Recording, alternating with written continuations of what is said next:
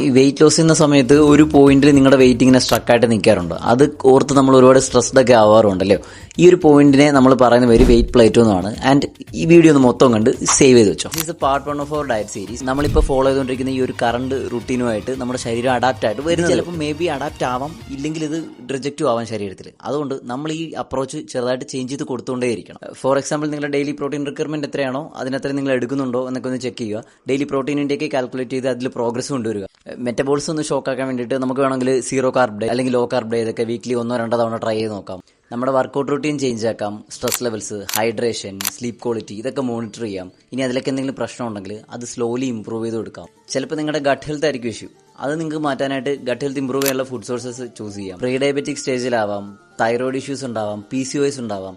ഇങ്ങനെയൊക്കെ ഉണ്ടെങ്കിലും നമുക്ക് വേണ്ടത് കൺസിസ്റ്റൻസിയാണ്. കൺസിസ്റ്റന്റ് ആയിട്ടൊരു ഡയറ്റിൽ ഫോളോ അപ്പ് ചെയ്യാൻ പറ്റിയാൽ നമുക്ക് വെയിറ്റ് പ്ലേറ്റ് ഒക്കെ മറികടക്കാവുന്നേ ഉള്ളൂ. Hope it helps.